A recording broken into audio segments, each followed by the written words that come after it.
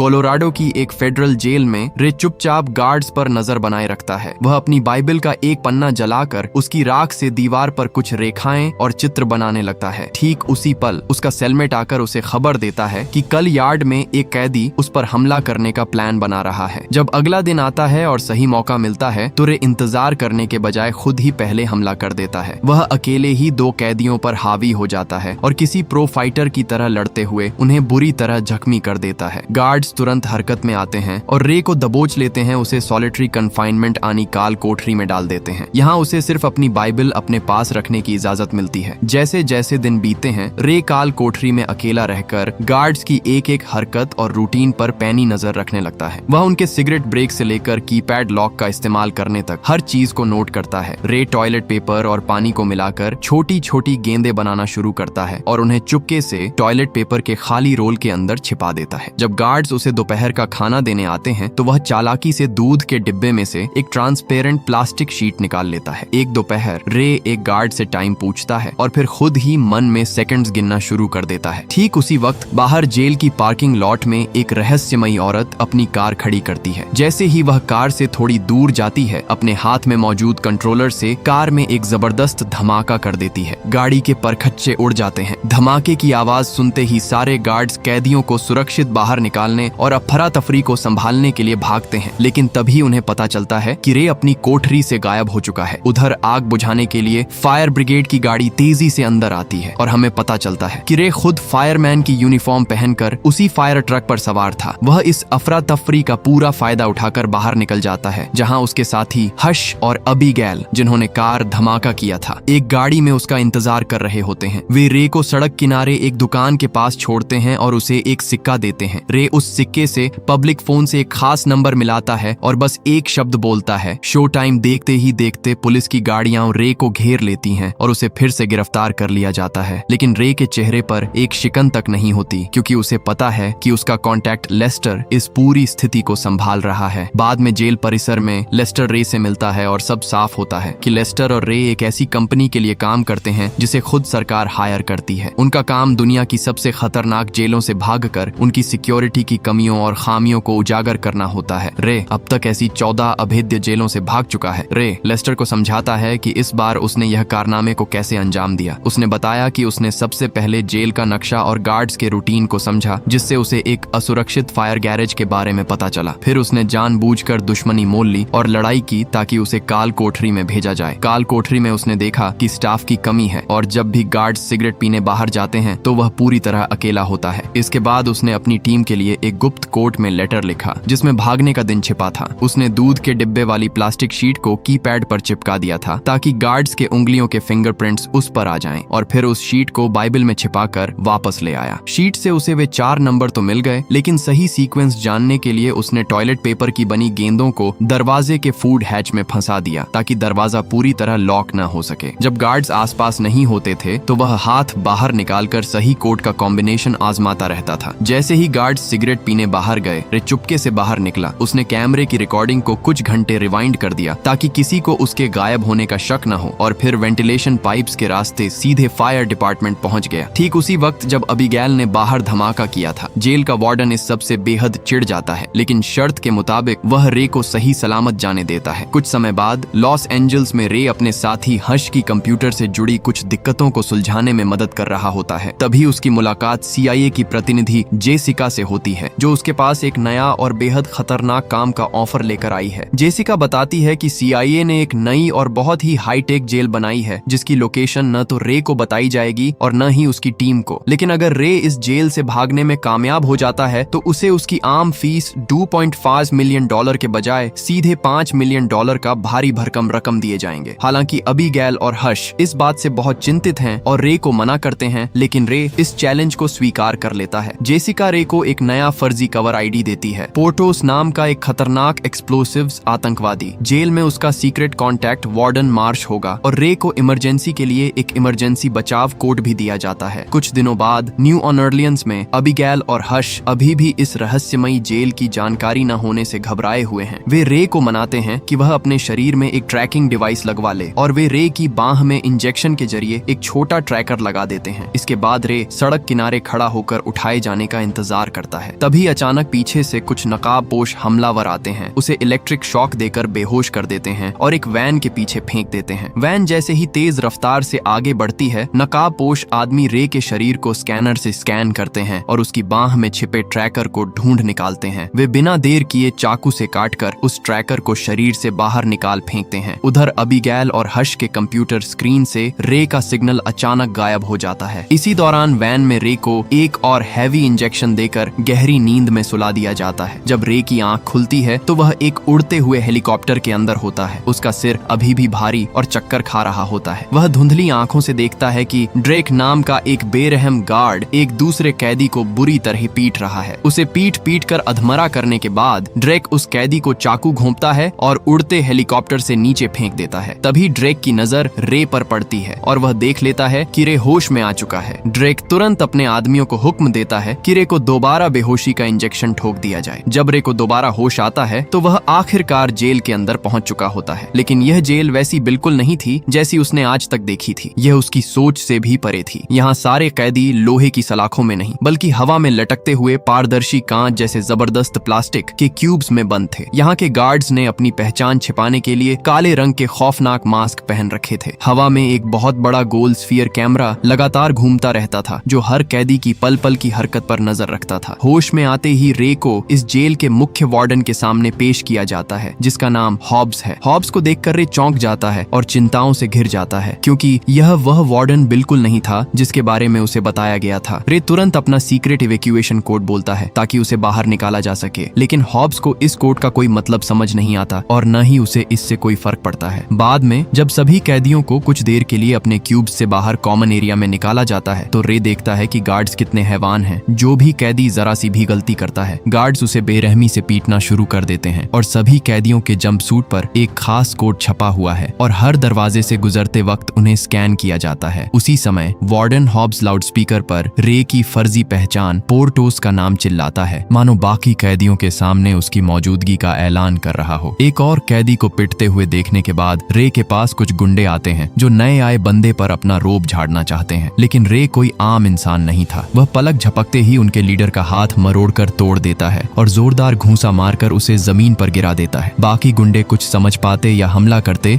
उससे पहले ही एमिल नाम का एक कैदी बीच में आकर उन्हें पीछे हटने को कहता है। एमिल रे से दोस्ती करने की कोशिश करता है और बताता है कि वह पहले मानहाइम नाम के एक बहुत ही ताकतवर और अमीर इंसान के लिए काम करता था। मानहाइम एक ऐसा इंसान था जो अमीरों से पैसे चुराकर गरीबों में बांटता था। मानहाइम पूरी दुनिया में वांटेड है, लेकिन एमिल जान दे देगा, पर हॉब्स को मानहाइम के बारे में कुछ नहीं बताएगा। हालांकि रे को एमिल की इस कहानी में कोई दिलचस्पी नहीं होती। दूसरी तरफ वार्डन हॉब्स गार्ड ड्रेक को उस कैदी को मार डालने के लिए डांटता है जिसे उसने हेलीकॉप्टर से फेंका था। हॉब्स बताता है कि वह कोई आम कैदी नहीं था बल्कि एक क्लाइंट के कहने पर पकड़ा गया था। इससे साफ इशारा मिलता है कि इस जेल में बंद ज्यादातर लोग कोई मुजरिम नहीं है बल्कि वे किसी बड़े और रसूखदार इंसान की दुश्मनी का शिकार होकर यहाँ सड़ रहे हैं। इसी बीच यह भी पता चलता है कि हॉब्स के पास वह किताब मौजूद है जो खुद रे ने जेलों की सुरक्षा पर लिखी थी। दिन के बाकी हिस्से में रे बिना किसी को भनक लगे जेल के लेआउट और कैदियों के व्यवहार को ध्यान से स्टडी करता रहता है। वह गौर करता है कि मुस्लिम कैदी सूरज ढले बिना भी अपनी नमाज का समय सही अंदाज में पूरा कर रहे हैं। एमिल समझ जाता है कि रे कोई आम इंसान नहीं है और हर चीज पर उसकी गहरी नजर है। एमिल उससे कहता है कि अगर इस जेल में कोई मदद चाहिए तो वही उसकी इकलौती उम्मीद है। रे उसे बताता है कि उसे किसी भी तरह आइसोलेशन एरिया के अंदर जाना है। एमिल उसकी मदद करने के लिए तुरंत रे के मुंह पर एक जोरदार घूंसा जड़ देता है जिससे रे नीचे गिर जाता है, लेकिन जब रे उठकर पलटवार करता है और एमिल को मारता है तो एमिल दर्द में भी हंसने लगता है। इसके बाद रे उसे सचमुच पूरी ताकत से पीटना शुरू कर देता है और दोनों के बीच एक असली खूनी लड़ाई छिड़ जाती है। आखिरकार गार्ड्स दौड़ते हुए आते हैं और दोनों को घसीटते हुए सीधे आइसोलेशन एरिया की तरफ ले जाते हैं। यहाँ के आइसोलेशन रूम्स लोहे के छोटे छोटे मेटल बॉक्स जैसे हैं जिनकी दीवारों पर ऐसी आंखें चौंधिया देने वाली तेज लाइटें लगी हैं जो असहनीय गर्मी और तपन पैदा करती हैं। यह कैदियों को मानसिक और शारीरिक रूप से तोड़ने का एक खौफनाक तरीका था। रे इस जानलेवा गर्मी के दर्द को सहन करने की पूरी कोशिश करता है और उस छोटे से डिब्बे के कोने कोने को टटोलता है ताकि भागने का कोई रास्ता मिल सके। कुछ दिनों बाद डॉक्टर कायरी रे का मेडिकल चेकअप करने आते हैं। रे डॉक्टर से कुछ जानकारी ऐंठने की कोशिश करता है, लेकिन कायरी डर के मारे कुछ नहीं बोलता। डॉक्टर जैसे ही बाहर निकलता है, गार्ड ड्रेक उसे रास्ते में ही रोक लेता है और सख्ती से पूछता है कि उनकी क्या बात हुई। डॉक्टर कायरी ड्रैक से झूठ बोल देता है। यह देखकर रे समझ जाता है कि इस जालिम जगह पर भी इस डॉक्टर के अंदर थोड़ी इंसानियत और जमीर अभी जिंदा है। इसके बाद एमिल और रे को वापस सामान्य कैदियों के इलाके यानी जनरल एरिया में भेज दिया जाता है। वहाँ रे टेबल पर अपनी उंगलियों से एक नक्शा जैसा चित्र बनाने लगता है और एमिल से धीरे से कहता है कि उसे लोहे का एक टुकड़ा चाहिए। इसके बदले वह वादा करता है कि अगर एमिल ने उसकी मदद की तो वह उसे भी इस नरक से बाहर निकालेगा। अगले दिन एमिल हॉब्स से मिलने की मांग करता है और नाटक करता है कि वह आखिरकार हार मान चुका है और मानहाइम का ठिकाना बताने को तैयार है। वह हॉब्स से एक कागज और पेन मांगता है ताकि वह नक्शा बना सके, लेकिन नक्शा बनाने के बजाय वह उस पर एक बेहद भद्दी और अपमानजनक तस्वीर बना देता है। हॉब्स गुस्से से आग बबूला हो जाता है। वह अपने आदमियों को हुक्म देता है कि एमिल को नाक मुंह पर कपड़ा डालकर पानी डालकर दम घोंटने की यातना दी जाए। जबरदस्त दर्द और दम घुटने के उस मंजर के दौरान भी एमिल का दिमाग काम कर रहा होता है। वह मौका पाते ही जमीन पर लगे लोहे के ड्रेन कवर का टुक को उखाड़कर अपनी जेब में छिपा लेता है। बाद में कॉमन एरिया में एमिल व लोहे का टुकड़ा चुपके से रे के हाथों में थमा देता है। तब रे एमिल पर भरोसा करते हुए उसे अपनी असली पहचान बताता है और यह भी बताता है कि वह इस रहस्यमयी जेल में कैसे पहुंचा। रे समझाता है कि जेल की बनावट को देखकर उसने अंदाजा लगा लिया है कि यह जेल जमीन के नीचे बनाई गई है और उनके आइसोलेशन बॉक्स के हैच के नीचे जरूर कोई ऐसा रास्ता होना चाहिए जो उन्हें बाहर ले जा सके, क्योंकि यह जगह सबटेरेनियन जमीन के नीचे नमी वाली है, इसलिए हवा में मौजूद नमी के कारण लोहे के कील रिवेट्स पर जंग लग चुका है। रे का प्लान ये है कि वह टूथपेस्ट और लोहे के उस टुकड़े से गर्मी पैदा करके उन कमजोर पड़ चुके जंग लगे हुए रिवेट्स को तोड़ देगा, लेकिन इसके लिए उन्हें एक बार फिर आइसोलेशन के उन तपते हुए डिब्बों में जाना होगा। एमिल तुरंत जावेद नाम के एक मुस्लिम कैदी के पास जाता है और उसकी माँ को गाली देकर जबरदस्त लड़ाई शुरू कर देता है। जावेद के साथी और बाकी मुस्लिम कैदी उसके बचाव में आ जाते हैं। रे चुपके से कपड़ों में रोटी का एक टुकड़ा छिपा लेता है और फिर वह भी इस दंगे में कूद पड़ता है। अभी 2-4 हाथ ही चले होते हैं कि गार्ड्स इलेक्ट्रिक टेजर लेकर आ जाते हैं और सबको झटका देकर ढेर कर देते हैं। एक बार फिर सबको तपन वाले आइसोलेशन बॉक्सेस में ठूंस दिया जाता है। रे तुरंत काम पर लग जाता है। वह अपने शरीर की आड़ बनाकर छिपाते हुए झंग लगे रिवेट्स पर काम करना शुरू करता है। वह गर्मी इतनी भयानक होती है और काम इतना सख्त होता है कि रे की उंगलियों से खून बहने लगता है। जब भी लोहे को रगड़ने से तेज आवाज होती तो एमिल बगल वाले बॉक्स से जोर जोर से चिल्लाने और रोने का नाटक करता ताकि रे की आवाजें गार्ड्स के कानों तक न पहुंचे। कड़ी मशक्कत के बाद रे आखिरकार सारे रिवेट्स उखाड़ने में कामयाब हो जाता है। वह छिपाकर लाई गई रोटी से कोने में लगे सिक्योरिटी कैमरे के लेंस को ढक देता है और दीवार पर थपकी देकर एमिल को सिग्नल भेज देता है। सिग्नल मिलते ही एमिल जर्मन भाषा में पागलों की तरह चीखना चिल्लाना शुरू कर देता है, जिससे सारे गार्ड्स का ध्यान भटक जाता है और वे एमिल के डिब्बे की तरफ दौड़ते हैं। रे इस सुनहरे मौके का फायदा उठाकर नीचे का हैच खोलता है और सीढ़ियों से नीचे एक अंधेरी कॉरिडोर में उतर जाता है। नीचे का मुख्य दरवाजा बंद मिलता है, इसलिए वह पास में दिख रहे बड़े बड़े पाइप्स को पकड़कर ऊपर चढ़ने का फैसला करता है। ऊपर चढ़ते वक्त अनजाने में उससे कुछ बिजली के तार और पानी के पाइप टूट जाते हैं। रे बिना रुके आगे बढ़ता रहता है और उसे ऊपर एक और हैच दिखाई देता है। वह जैसे ही उस हैच को खोलकर अपना सिर बाहर निकालता है, उसके होश उड़ जाते हैं। उसके सामने जो सच आता है वह दिल दहला देने वाला था। यह जेल किसी जमीन के नीचे नहीं थी, बल्कि महासागर के बीचों बीच तैरते हुए एक बहुत बड़े जहाज के अंदर बनाई गई थी। तभी उसे आसपास कुछ गार्ड्स की टहलने की आवाजें आती हैं। रे तुरंत नीचे जाता है और हैच बंद करके वापस नीचे भागने लगता है, लेकिन जो पाइप उसने तोड़े थे उनसे पानी का जबरदस्त सैलाब बहने लगता है। पानी के तेज बहाव से रे का हाथ छूट जाता है और वह बड़ी ऊंचाई से नीचे गिरता है। खुशकिस्मती से नीचे का कॉरिडोर पहले ही पानी से भर चुका था, इसीलिए रे सीधे पानी में गिरता है और उसकी जान बच जाती है। उधर पाइप टूटने की वजह से कैदियों के आइसोलेशन बॉक्सेस में पानी भरना शुरू हो जाता है। जेल में अलार्म बजने लगता है और गार्ड्स घबराकर कैदियों को निकालने के लिए दौड़ते हैं। रे पानी के जानलेवा दबाव और तेज बहाव के खिलाफ तैरते हुए सीढ़ियां चढ़कर पूरी ताकत से अपने बॉक्स की तरफ भागता है। गार्ड्स के उसका दरवाजा खोलने से ठीक 1 सेकंड पहले रे तैर कर अपने बॉक्स में पहुंच जाता है और ऐसा नाटक करता है जैसे वह वहीं फंसा हुआ था। दूसरी तरफ दुनिया के दूसरे कोने में अबीगैल और हश लेस्टर को बताते हैं कि जेसिका का $5 मिलियन का पेमेंट अकाउंट फ्रीज हो चुका है, लेकिन लेस्टर बहुत ही ठंडे दिमाग से कहता है कि उसकी जेसिका से बात हो चुकी है और सब कुछ प्लान के मुताबिक ही चल रहा है। जहाज पर पानी की लीकेज ठीक करने के बाद हॉब्स रे के बॉक्स की जांच करता है और उसे जमीन पर टूटे हुए रिवेट्स मिलते हैं। उसका शक यकीन में बदलने लगता है। हॉब्स तुरंत एक सीक्रेट फोन मिलाता है जहां से पता चलता है कि लेस्टर असल में शुरू से ही हॉब्स के साथ मिला हुआ था। लेस्टर फोन पर हॉब्स को रे की असली पहचान रे ब्रेटलिन बता देता है। लेस्टर हॉब्स से कहता है कि वह रे को इस तैरती हुई जेल में जिंदगी भर के लिए सड़ने दे और उसे कभी बाहर ना निकलने दे। इसके बाद लेस्टर हॉब्स से मानहाइम के बारे में पूछता है, क्योंकि दुनिया भर के बड़े बैंक मानहाइम का सिर कलम करने के लिए करोड़ों की सुपारी देने को तैयार है। हॉब्स बताता है कि एमिल नाम का कैदी रे के साथ मिलकर कुछ कर रहा है, तो लेस्टर हॉब्स को इजाजत दे देता है कि वह रे को शारीरिक और मानसिक रूप से पूरी तरह तोड़ दे। उस रात से रे का असली नरक शुरू होता है। जब भी रे सोने की कोशिश करता, गार्ड उसकी कोठरी की दीवार पर डंडे से जोर जोर से मारते ताकि वह एक पल के लिए भी सो न सके, और सुबह होते ही गार्ड्स उसकी कोठरी में घुसकर उसे बहुत ही बेरहमी से पीटते हैं। यह सिलसिला हर रोज चलने लगा। नींद न मिलने और लगातार पिटाई से रे का शरीर इतना कमजोर हो गया था कि उससे खड़ा होना भी मुश्किल हो रहा था। एमिल हिम्मत हार रहे रे को रोज हौसला देता, उसे हिम्मत बंधाता ताकि रे का हौसला टूटे ना। एक दिन कमजोरी के पलों में रे एमिल को अपनी दुखद कहानी सुनाता है। रे बताता है कि वह पहले एक सरकारी वकील था। उसने खतरनाक अपराधी को जेल भिजवाया था, लेकिन वह अपराधी जेल से भाग निकला और बदले की आग में उसने रे के मासूम बच्चे और बीवी का बेरहमी से कत्ल कर दिया। रे जो ड्राइंग टेबल पर बना रहा था, वह दरअसल उसके मरे हुए बच्चे की आखिरी याद थी। उसी दिन के बाद से रे ने कसम खाई थी कि वह दुनिया की हर जेल की कमी को ढूंढेगा ताकि कोई भी अपराधी फिर कभी जेल से भागकर किसी और का परिवार न उजाड़ सके। इन भयानक शारीरिक यातनाओं के बीच भी रे का शातिर दिमाग रुका नहीं था। वह गार्ड्स की चाल ढाल, उनके चलने के तरीके और शरीर की बनावट से उन्हें मन ही मन नाम दे रहा था और उनके रूटीन को याद कर रहा था। भागने का प्लान बनाने के लिए सबसे पहले उसे यह जानना था कि वे इस वक्त समुद्र में किस जगह पर हैं। लेकिन जब वह बाहर निकला था तो आसपास कोई दिशा बताने वाली चीज नहीं थी। एक दिन खाने के वक्त प्लान के तहत एमिल चुपके से रे के पेट में एक धारदार चीज घोंप देता है। रे खून से लथपथ हो जाता है और उसे तुरंत डॉक्टर कायरी के क्लिनिक में टांके लगाने के लिए ले जाया जाता है। क्लिनिक में रे अचानक बेहद भयानक दर्द का नाटक करता है और जमीन पर गिर पड़ता है। इस अफरा तफरी का फायदा उठाकर वह डॉक्टर की ट्रे से चुपके से कुछ मेडिकल औजार चुरा लेता है। वह डॉक्टर कायरी को उसकी ली गई डॉक्टरों की धर्म शपथ याद दिलाता है, लेकिन डॉक्टर डर के मारे फिर भी चुप्पी साधे रहता है। जब रे वापस कॉमन एरिया में आता है तो एमिल उसे एक पेन और एक कैदी का चश्मा लाकर देता है। टेबल के नीचे अपने हाथों को छिपाकर रे चुराए गए औजारों, चश्मे के शीशे और पेन की मदद से एक सेक्सटेंट, तारों की मदद से दिशा और अक्षांश मापने वाला प्राचीन समुद्री यंत्र तैयार कर लेता है। सुरक्षा कैमरे में रे के हाथों की अजीब हरकतें देखकर गार्ड ड्रेक और वार्डन हॉब्स को शक हो जाता है। हॉब्स तुरंत रे को अपने केबिन में बुलाता है। खुशकिस्मती से रे उस लोहे के टुकड़े को अपने कपड़ों में छिपा लेता है। हॉब्स रे के सामने खुलासा करता है कि वह उसकी असली पहचान जान चुका है और उसने रे की लिखी किताब की मदद से ही इस अभेद्य जेल का डिजाइन तैयार किया है। हॉब्स हंसते हुए कहता है कि वह यहाँ से कभी जिंदा बाहर नहीं जा पाएगा। तब रे अपनी जान और प्लान बचाने के लिए एक चाल चलता है। वह हॉब्स से झूठ बोलता है कि वह एमिल से मानहाइम की गुप्त लोकेशन उगलवा सकता है। हॉब्स उसकी बात मान लेता है और रे को वापस भेज देता है। कॉमन एरिया पहुंचकर रे एमिल को आगे का प्लान समझाता है। इसके बाद रे हॉब्स को गुमराह करने के लिए मानहाइम के बारे में मनगढ़ंत और फर्जी जानकारी देना शुरू करता है। दूसरी तरफ एमिल मुस्लिम कैदी जावेद के पास जाता है और उसे वह सेक्स टेंट थमा देता है। एमिल जावेद से वादा करता है कि अगर उसने उनकी मदद की तो वे उसे भी इस जेल से आजाद कराएंगे। तब जावेद हॉब्स के पास जाता है और नाटक करता है कि वह रे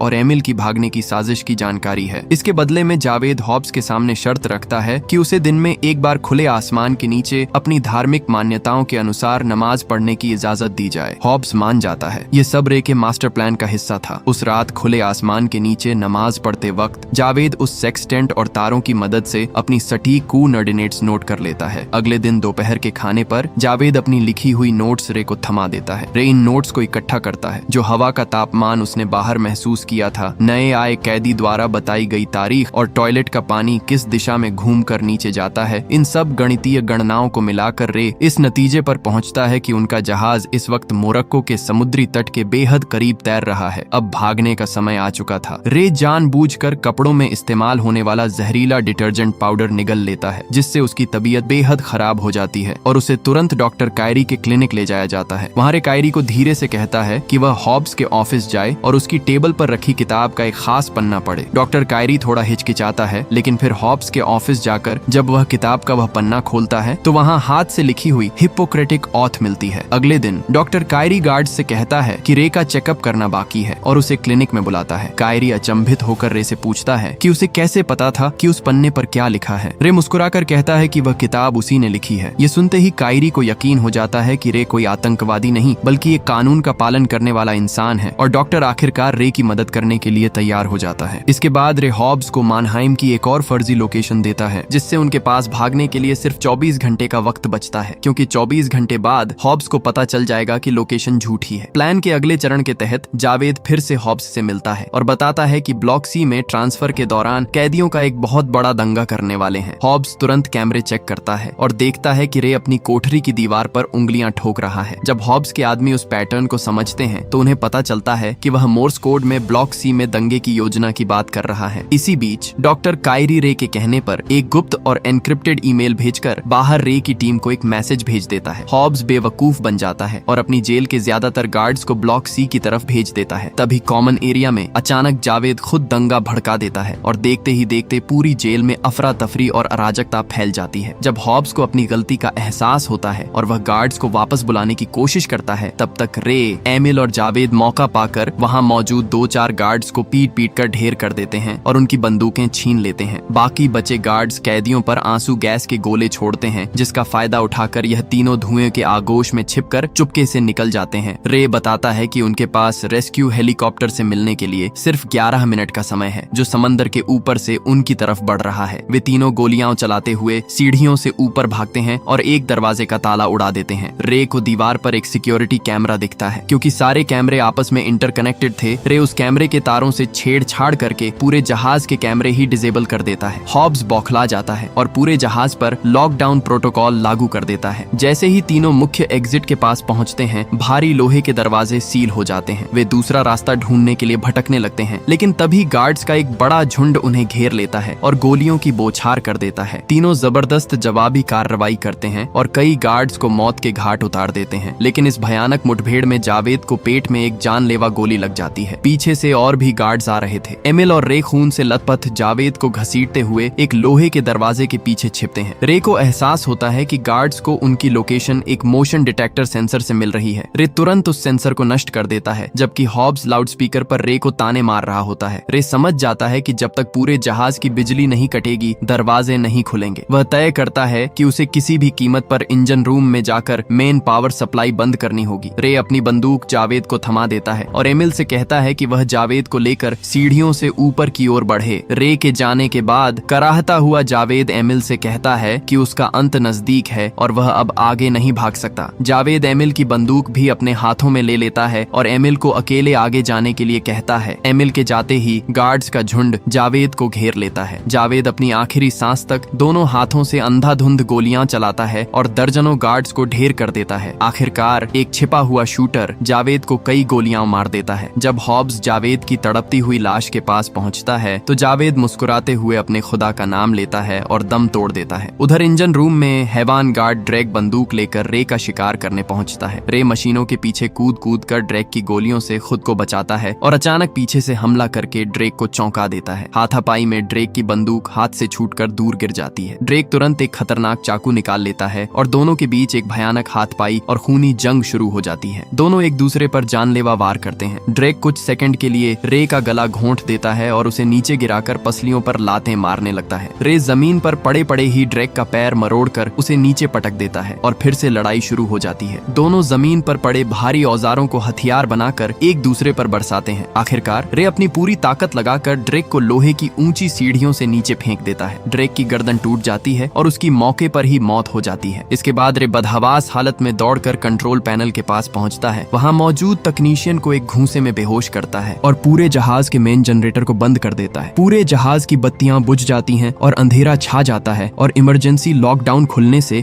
सारे लोहे के दरवाजे अपने आप अनलॉक हो जाते हैं। एमिल आजाद होकर सीधे ऊपर मुख्य डेक की तरफ भागता है। ठीक उसी पल आसमान को चीरता हुआ एक रेस्क्यू हेलीकॉप्टर जहाज के ऊपर आता है और जहाज पर गोलियों की बौछार कर देता है। हेलीकॉप्टर डेक पर लैंड करता है और उसमें से कुछ हथियारबंद लड़ाके उतरकर गार्ड्स के साथ मुठभेड़ शुरू कर देते हैं। एमिल गोलियों की गूंज के बीच बचते बचाते हेलीकॉप्टर तक पहुंच जाता है। वहां रेस्क्यू टीम का एक जवान गोली लगने से ढेर हो चुका था। हेलीकॉप्टर का पायलट एमिल से कहता है कि गार्ड्स घेर रहे हैं, हमें तुरंत उड़ान भरनी होगी। लेकिन एमिल चिल्लाकर कहता है कि जब तक रे नहीं आता वे कहीं नहीं जाएंगे। एमिल तुरंत हेलीकॉप्टर पर लगी विशालकाय मशीन गन को संभाल लेता है और गार्ड्स पर नरसंहार शुरू कर देता है। वह कुछ ही सेकंडों में दर्जनों गार्ड्स को गोलियों से भून डालता है। है। इधर इंजन रूम में हॉब्स हाथ में पिस्तौल लिए पागलों की तरह रे को ढूंढ रहा होता है। रे एक विशाल पानी की टंकी के अंदर छिपा हुआ था। उसी समय जहाज के बाकी तकनीशियन बैकअप जनरेटर चालू कर देते हैं और जहाज की लाइटें वापस आ जाती हैं। ऊपर डेक पर गार्ड्स का हमला इतना तेज हो जाता है कि एमिल को न चाहते हुए भी हेलीकॉप्टर लेकर हवा में उड़ना पड़ता है। नीचे इंजन रूम में बैकअप पावर आते ही रे वाली पानी की टंकी में तेजी से पानी भरना शुरू हो जाता है। रे डूबने ही वाला होता है कि तभी टंकी का ऑटोमेटिक फ्लश सिस्टम एक्टिवेट हो जाता है। पानी के जबरदस्त दबाव के साथ टंकी रे को सीधे जहाज के बाहर समुद्र के खुले पानी में उगल देती है। रे पानी की गहराइयों से तैरता हुआ ऊपर सतह पर आता है। ऊपर उड़ रहे हेलीकॉप्टर से एमिल रे को देखकर तुरंत लोहे की सीढ़ी नीचे फेंकता है। रे सीढ़ी पकड़कर ऊपर चढ़ने लगता है। तभी हॉब्स और उसके गार्ड्स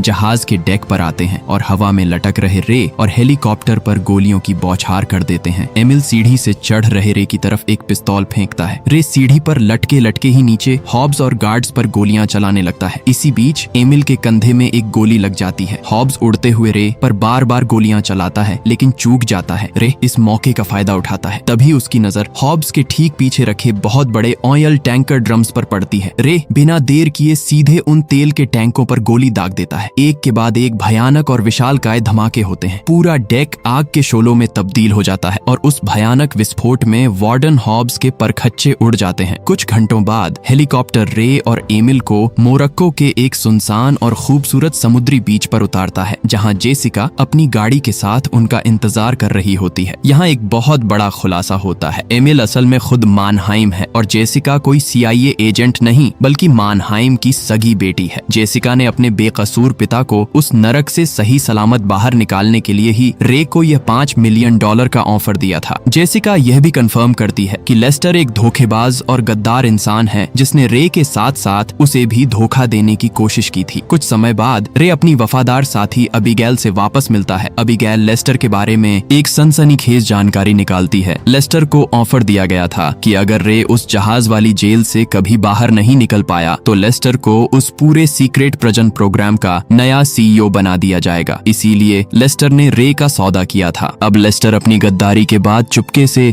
शहर से भागने की फिराक में था। वह अपनी कार में जाकर बैठता है लेकिन कार की पिछली सीट पर रे का साथी हश पहले से उसका इंतजार कर रहा होता है। हश बिना कोई मौका दिए लेस्टर को एक ही बार में बेहोश कर देता है। जब लेस्टर को होश आता है तो उसकी आंखें खौफ से फटी की फटी रह जाती हैं। उसकी कार एक लोहे के विशालकाय कंटेनर बॉक्स के अंदर बंद थी और वह कंटेनर बॉक्स किसी और चीज पर नहीं बल्कि महासागर के बीचों बीच तैरते हुए उसी भयानक ऑयल टैंकर जहाज के डेक पर सबसे ऊपर रखा हुआ था। और इसी के साथ मूवी यहीं पर और हो जाती है।